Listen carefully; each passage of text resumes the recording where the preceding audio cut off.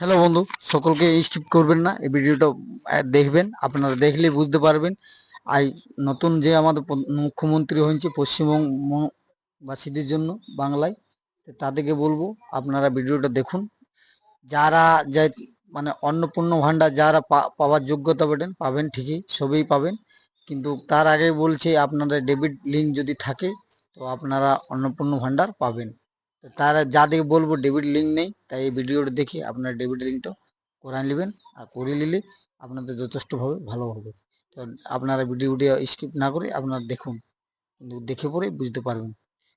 দেখুন ভিডিও। আপনারা এই সার্চ বারে এসে লিখবেন এনপিসিআই। আপনারা এটি লিখে সার্চ করবেন। আর প্রথমের যে লিঙ্কটি আপনারা দেখতে পাবেন, এই লিঙ্কে আপনারা ক্লিক করবেন। এখানে ক্লিক করা মাত্রই কিন্তু আপনারা এনপিসিআই এর অফিসিয়াল ওয়েবসাইটে কিন্তু চলে আসবেন। এনপিসিআই এর অফিসিয়াল ওয়েবসাইটটা এইভাবে দেখতে পাবেন। আপনারা একটু নিচের দিকে আসবেন। নিচের দিকে আসলেই আপনারা এখানে অনেকগুলো অপশান দেখতে পাবেন। এখানে আপনারা দেখতে পাচ্ছেন কাস্টমার্স বলে একটি অপশান রয়েছে। আপনারা জাস্ট এই অপশানের উপরে একবার ক্লিক করবেন। এখানে ক্লিক করলে আবারও আপনারা এখানে অনেকগুলো অপশান দেখতে পাবেন। আধার সিডিং স্ট্যাটাস, এই অপশানের উপরে একবার আপনাকে ক্লিক করতে হবে। এখানে ক্লিক করলেই আপনারা একটি নতুন পেজে চলে যাবেন। তারপরে কিন্তু আপনারা এইভাবেই দেখতে পাবেন। এখানে আপনারা অনেকগুলো অপশান দেখতে পাচ্ছেন। এখানে আপনারা দেখতে পাচ্ছেন আধার সিডিং, ডি সিডিং, তারপরে হচ্ছে অ্যাকাউন্ট ডিটেলস, তারপর হচ্ছে আধার ম্যাপ স্ট্যাটাস, তারপর হচ্ছে আধার ম্যাপিং হিস্টোরি, তারপর হচ্ছে রিকোয়েস্ট স্ট্যাটাস। প্রথমে আপনাকে এই অপশানে ক্লিক করে আপনাকে দেখে নিতে হবে আপনার ব্যাংক অ্যাকাউন্টে ডিবিটি লিঙ্ক আছে কিনা। এখানে আধার ম্যাপ স্ট্যাটাসে আপনাকে ক্লিক করে আপনারা এইভাবে দেখতে পাবেন। এখানে আপনারা দেখতে পাচ্ছেন ইন্টারিয়র আধার নাম্বার লেখা রয়েছে। আপনার আধার কার্ডের নাম্বারটি আপনি এখানে বসিয়ে দেবেন। এই যে ক্যাপচারটি দেখতে পাচ্ছেন, এই ক্যাপচারটি দেখে দেখে এখানে বসাবেন। তারপরে আপনারা চেক স্ট্যাটাসে ক্লিক করবেন। তো আমি এখানে সব কিছু বসিয়ে দিয়েছি, বসিয়ে দিয়ে চেক স্ট্যাটাসে ক্লিক করব। ক্লিক করলে আধার কার্ডে যে মোবাইল নাম্বারটা লিঙ্ক করা আছে সেই মোবাইলে কিন্তু 6 সংখ্যার একটি ওটিপি যাবে। আপনারা এখানে ওটিপিটা বসাবেন, বসিয়ে দিয়ে কনফার্ম অপশানে ক্লিক করবেন। ওটিপি বসিয়ে আপনারা যখনই কনফার্ম করবেন, এখানে আপনাদেরকে দেখিয়ে দিবে। আপনার প্রথমে আধার নাম্বারটা দেখাবে, এখানে দেখাবে Aadhaar map status enable for DBT, কোন ব্যাংক ডিবিটি লিঙ্ক করা আছে আপনারা কিন্তু এখানে দেখতে পাচ্ছেন। আমার ক্ষেত্রে Punjab national bank DBT link করা আছে। তো আপনারা এইভাবে কিন্তু স্ট্যাটাস চেক করতে পারবেন আপনার ডিবিটি লিঙ্ক করা আছে কিনা।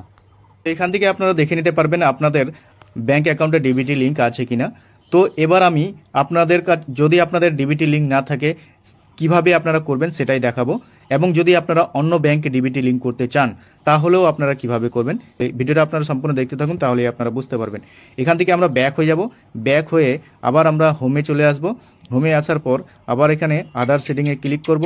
ক্লিক করলে আবারও আপনারা এইভাবে দেখতে পাবেন। এখানে আপনারা প্রথমের যে অপশানটি দেখতে পাচ্ছেন আধার সিডিং অ্যান্ড ডি সিডিং, এই অপশানের উপর একবার আমরা ক্লিক করব। ক্লিক করার পর আপনারা এখানে দেখতে পাচ্ছেন ইন্টারিয়র আধার নাম্বার, অর্থাৎ আপনারা এখানে আধার নাম্বারটা বসিয়ে দেবেন। তারপরে আপনারা নিচে দিকে দেখতে পাবেন রিকোয়েস্ট ফর আধার, অর্থাৎ সেডিং করবেন না ডিসেডিং করবেন। তো যেহেতু আমরা আধারে সিডিং করবেন তাই প্রথমের অপশানটাতে আমরা ক্লিক করব। ক্লিক করলে এখানে দেখতে পাচ্ছেন সিডিং, অর্থাৎ আমরা নতুন ব্যাংক অ্যাকাউন্ট সিডিং করব। তো এই সিডিংয়ে ক্লিক করব। সিলেক্ট ইয়োর ব্যাংক, আপনারা এই অপশানে ক্লিক করবেন। ক্লিক করলে আপনারা এখান থেকে নিজের ব্যাংক অ্যাকাউন্টটা সিলেক্ট করবেন। তো আমি যেহেতু অন্য একটি ব্যাংক আমার লিঙ্ক করা ছিল, দেখতে পেলেন আপনার আমার কিন্তু পাঞ্জাব ন্যাশনাল ব্যাংক লিঙ্ক করা ছিল, আমি কিন্তু অন্য একটি ব্যাংক লিঙ্ক করব ডিবিটি। তো এখানে সেই ব্যাংকটা আমি সিলেক্ট করে নেব। তো আপনারা এখানে নিজের যে ব্যাংকের অ্যাকাউন্ট রয়েছে সেটা আপনারা এখান থেকে সিলেক্ট করে নেবেন। আমি সিলেক্ট করে নিয়েছি। তার নিচে আপনারা শেডিং টাইপ দেখতে পাবেন। এখানে দেখতে পাচ্ছেন ফ্রেশ শেডিং। যদি আপনার ডিবিটি লিঙ্ক করা না থাকে তাহলে আপনারা ফ্রেশ শেডিংয়ে ক্লিক করবেন। এবং তারপরে রয়েছে মিডিলের নাম্বারটি, অর্থাৎ এটি ব্যাংক অ্যাকাউন্ট আপনার দুটো আছে, অর্থাৎ ধরুন আপনার পাঞ্জাব ন্যাশনাল ব্যাংক দুটো আছে, একটা এ অ্যাকাউন্টের নাম্বার আছে, একটা বি। এখানে আমি এ আর বি দুটো দিয়ে বুঝাচ্ছি। পাঞ্জাব ন্যাশনালের একই ব্যাংক আছে, অর্থাৎ এ আর বি। ধরুন আপনার এটাতে ডিবিটি লিঙ্ক করা আছে, আপনি যদি বিএ আবার লিঙ্ক করতে চান তাহলে মিডিলের অপশানটাতে ক্লিক করবেন। মানে একই ব্যাংকে দুটো অ্যাকাউন্ট থাকলে এইভাবে হবে। এরপরে যদি লাস্টে একটি অপশান রয়েছে, এই যে ধরুন আপনার পাঞ্জাব ন্যাশনাল একটি ব্যাংক আছে, এটাতে আপনার ডিবিটি লিঙ্ক করা আছে। আপনি যদি এবার এসবিআই অর্থাৎ স্টেট ব্যাংকে ডিবিটি লিঙ্ক করতে চান তাহলে সবথেকে যে নিচের অপশানটা রয়েছে আপনারা এই নিচের অপশানটাতে ক্লিক করবেন। তারপরে আপনারা নিচের দিকে আসবেন। এখানে আপনারা অ্যাকাউন্ট নাম্বারটা বসাবেন। আপনারা এখানে যে অ্যাকাউন্ট নাম্বারটা দিবেন সেই অ্যাকাউন্ট নাম্বারটাই আবার আপনারা এই যে এখানে আপনারা দিবেন, মানে দুটো জায়গাতে একই অ্যাকাউন্ট নাম্বার বসাবেন। তারপরে এই যে ছোট্ট একটি বক্স দেখতে পাচ্ছেন, এই বক্সের উপরে একবার আপনারা ক্লিক করবেন।